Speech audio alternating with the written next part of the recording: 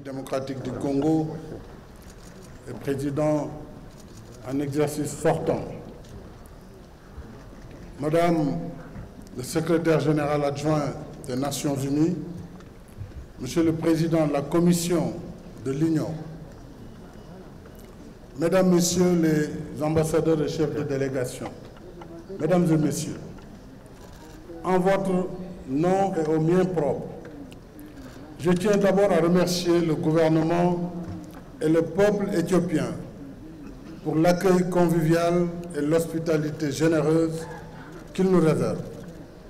Une fois de plus, dans la cité légendaire d'Addis Abeba, berceau de notre rêve de liberté et d'unité africaine.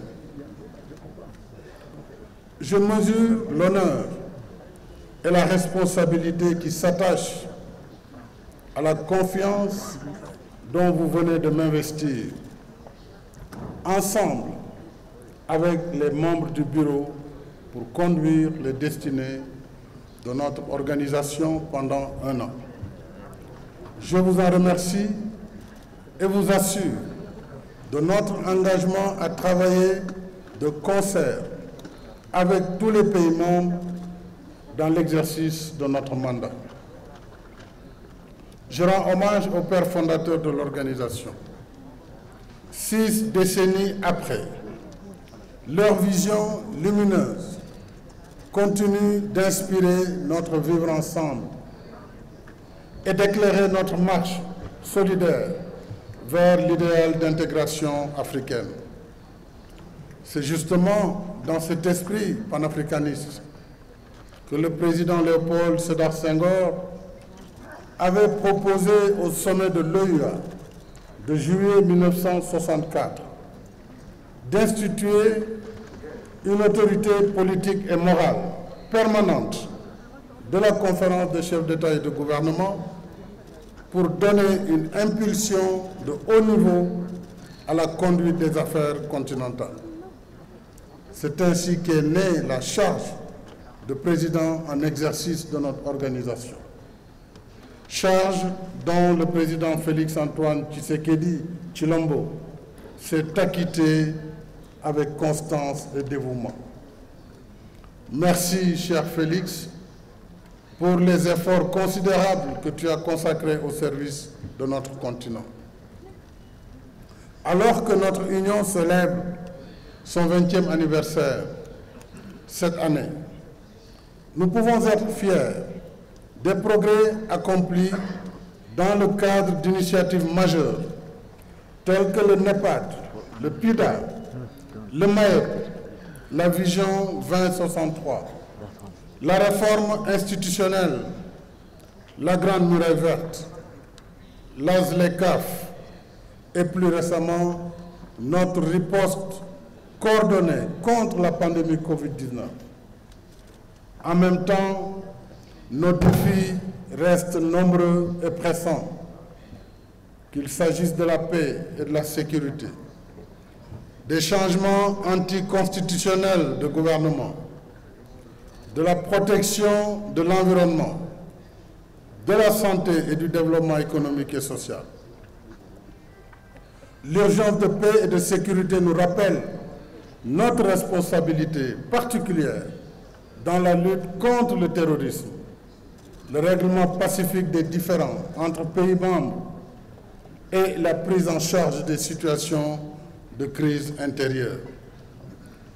Nous ne pouvons détourner nos regards de toutes ces vies perdues, ces familles endeuillées, ces millions de personnes déplacées ou réfugiées, ces écoles et structures de santé fermées et ces cohésions sociales désintégrées.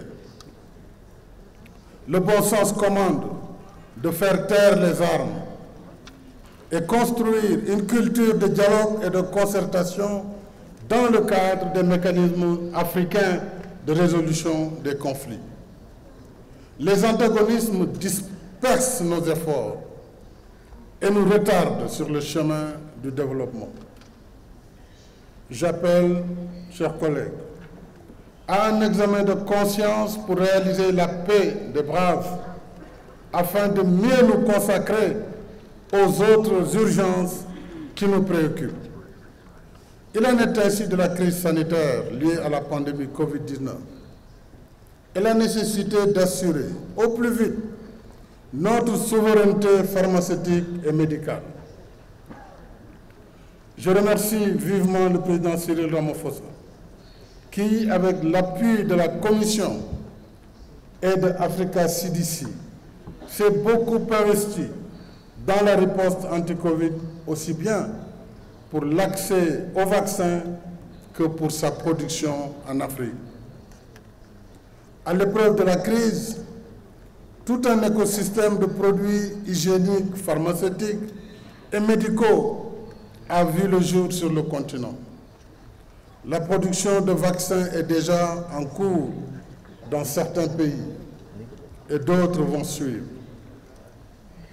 Au-delà de la riposte anti-Covid, il serait donc indiqué de maintenir cette nouvelle dynamique en gardant les questions de santé au cœur de notre agenda, afin de soutenir l'émergence d'une industrie pharmaceutique africaine capable de satisfaire nos besoins essentiels et faire face à des pandémies comme le VIH, SIDA, la tuberculose et le paludisme.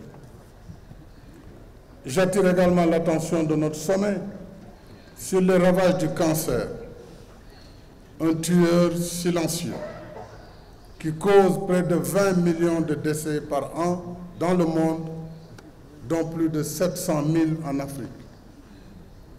S'y ajoute que 40% de nos pays ne disposent d'aucune unité de traitement par radiothérapie.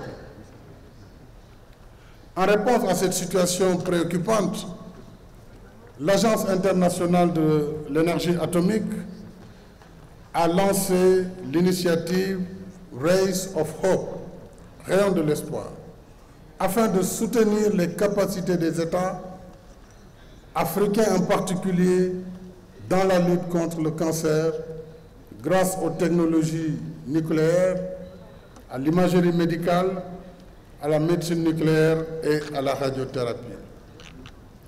J'encourage vivement nos pays à appuyer la campagne Rays of Hope de l'AIEA qui contribue à la réalisation des objectifs de développement durable et de l'agenda 2063. Nos urgences sont aussi économiques. L'Afrique continue d'accuser du retard dans le domaine du développement, malgré ses énormes potentialités.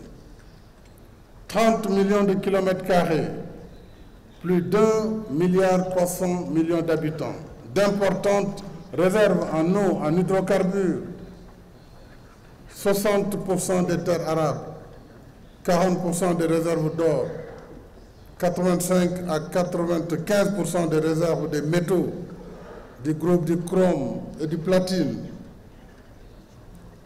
plus de 50% des réserves de cobalt et un tiers des réserves mondiales de bauxite. C'est dire qu'en dépit de ces handicaps, l'Afrique dispose du potentiel nécessaire pour assurer les conditions de son émergence. Du reste, dans sa grande majorité, notre continent progresse. Les gouvernements sont à la tâche. Il y a une jeunesse créative qui entreprend et réussit. Des millions d'hommes et de femmes travaillent, investissent et créent de la richesse. Toutes ces énergies positives contribuent à la transformation structurelle du continent en faisant émerger l'Afrique des infrastructures modernes, routières, autoroutières, ferroviaires, portuaires et aéroportuaires, mais aussi l'Afrique des centrales électriques, de l'agrobusiness, des plateformes industrielles et numériques. C'est justement dans l'esprit de cette Afrique, sur la voie de l'émergence, que s'inscrit le thème de notre sommet, sur proposition pertinente du président Alassane Ouattara de Côte d'Ivoire. renforcer la résilience en matière de nutrition sur le continent africain, accélérer le capital humain et le développement social et économique. Ce thème nous rappelle l'urgence de réaliser notre souveraineté alimentaire en produisant plus et mieux dans l'agriculture, l'élevage et la pêche, par la modernisation de nos outils et méthodes de production, de conservation et de transformation. L'amélioration des intrants, la maîtrise de l'eau, le développement des chaînes de valeur et la facilitation de l'accès au marché. L'Afrique émergente doit aussi compter sur ses forces vives, les jeunes et les femmes. Les jeunes doivent rester au centre de nos politiques publiques parce qu'ils forment la majorité de notre population et que nous ne pourrons tirer avantage du dividende démographique que si notre jeunesse reçoit l'éducation et la formation adéquate qui la prépare à la vie active. La condition féminine nous interpelle parce que les femmes constituent l'autre moitié du continent. L'Afrique ne peut se développer quand des millions de femmes et de filles continuent de subir des traitements violents, inégalitaires, discriminatoires. J'appelle à une plus grande mobilisation du continent, des pouvoirs publics, des leaders d'opinion, de la société civile, des familles et des communautés contre toutes les formes de violence faites aux femmes et aux filles et pour leur autonomisation. C'est une condition essentielle du progrès de notre continent et de notre bien-être collectif.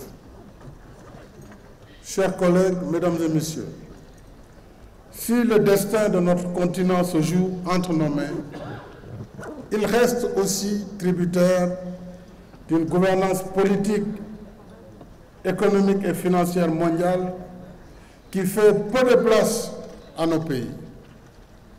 En votre nom, je poursuivrai notre plaidoyer pour un multilatéralisme plus ouvert, plus transparent et plus inclusif, à commencer par une représentation plus équitable de l'Afrique au Conseil de sécurité des Nations Unies, conformément au consensus d'Isilweni.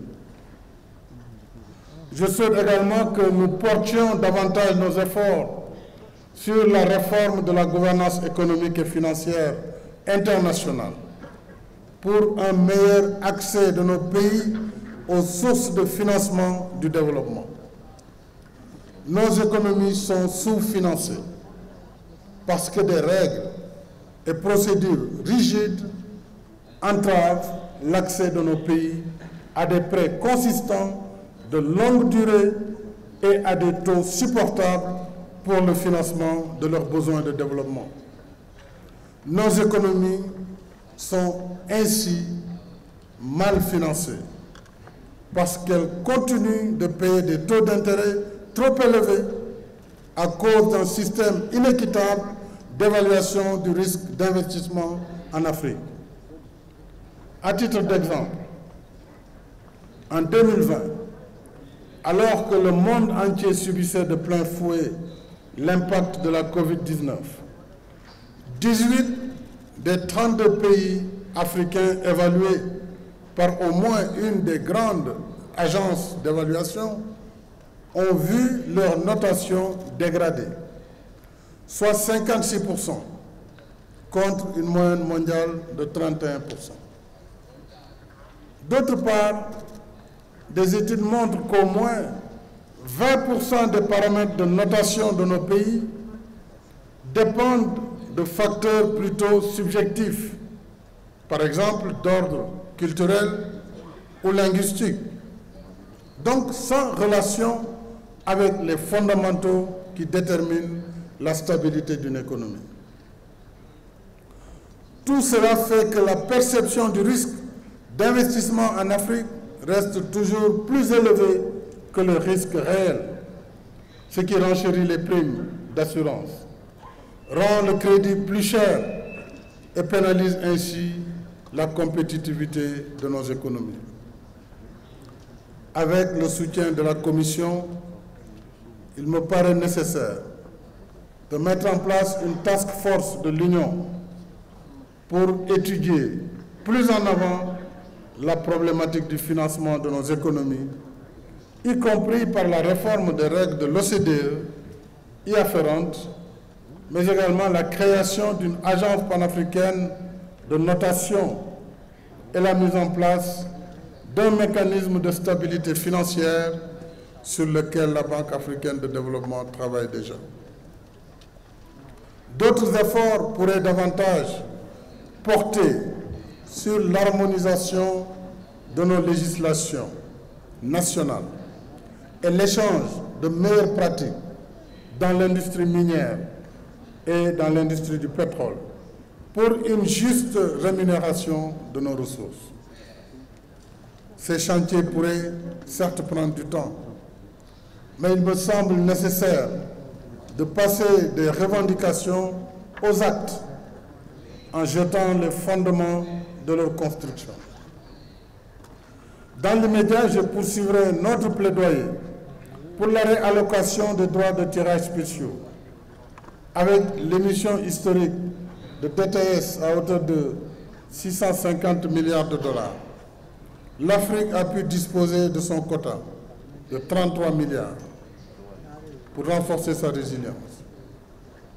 C'est certes un acquis considérable, mais au regard de l'impact profond de la crise, l'Afrique a besoin d'un financement additionnel d'au moins 252 milliards de dollars d'ici 2025 pour contenir le choc et amorcer sa relance économique.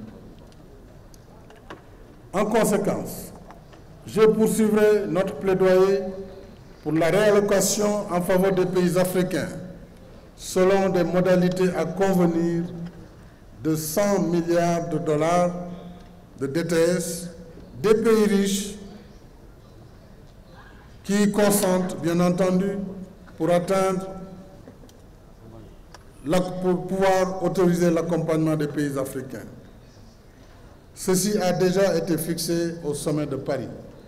Il est important qu'une partie significative de ces droits de tirage spéciaux aux côtés du Fonds monétaire puisse être réallouée à la banque via la Banque africaine de développement, la Banque continentale, compte tenu de son rôle habituel dans le financement du développement, pour soutenir nos efforts de relance par des investissements de qualité qui stimulent une croissance inclusive et durable. En outre, afin d'élargir nos possibilités de financement de grands projets de développement, le moment est venu de modifier l'accord portant création du Fonds africain pour le développement, le FAD, ce qui lui permettra d'accéder au marché des capitaux et de pouvoir lever 33 milliards de dollars comme effet de levier en complément de ses fonds propres, aujourd'hui à 25 milliards de dollars. Plus de ressources pour le FAD lui donne plus de capacité de financement pour nos pays.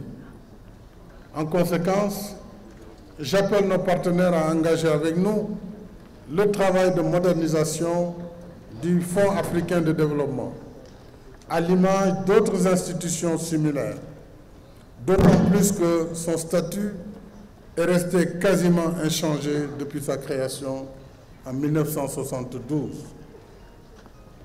En votre nom, chers collègues, j'ai aussi la ferme intention de porter haut et fort notre message pour des partenariats rénovés, plus justes et plus équitables. Plus de 60 ans après ses premières indépendances, l'Afrique est plus que jamais décidée à prendre son destin en main. Notre continent ne saurait être la chasse gardée des uns contre les autres. Nous sommes ouverts à tous les partenariats, sans exclusion ni exclusivité, pourvu qu'ils soient mutuellement bénéfiques et respectueux de nos priorités de développement et de nos choix de société.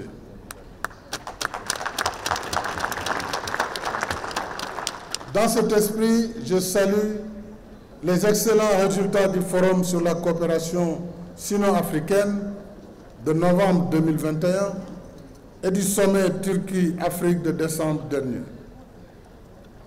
Je suis convaincu que nos rendez-vous dans 10 jours avec l'Union européenne connaîtront les mêmes succès compte tenu de la préparation de ce rendez-vous, tout comme les partenariats avec la Corée, la Russie, le Japon, le monde arabe et certainement les États-Unis d'Amérique, que tous ces partenariats s'inscriront dans la même dynamique d'un partenariat rénové, gagnant-gagnant et qui respecte nos choix de vie, nos choix de société et nos choix de développement.